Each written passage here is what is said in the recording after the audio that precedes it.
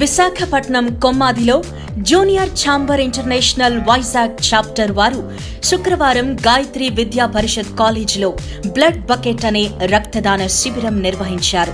ఇందులో భాగంగా అనేక మంది స్వేచ్ఛా రక్తదాతలు తమ అమూల్యమైన రక్తాన్ని దానం చేస్తూ జీవన దానం ఇవ్వడంలో తమ భాగస్వామ్యాన్ని తెలియజేశారు. ఇందులో భాగంగా 453 మంది రక్తాన్ని దానం చేశారు.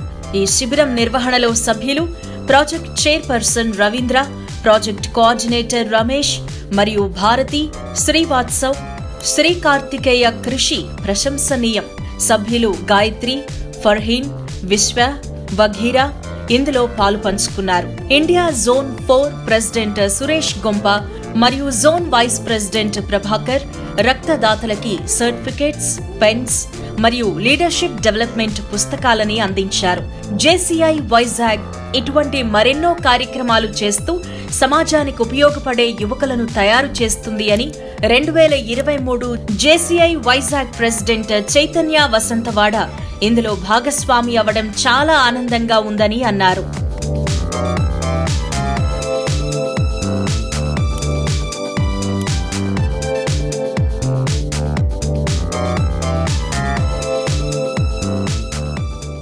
విజ్ఞానం, వినోదం, విశ్లేషణ అనే సరికొత్త కాన్సెప్ట్ తో మన ముందుకొచ్చింది వి టాక్ టీవీ.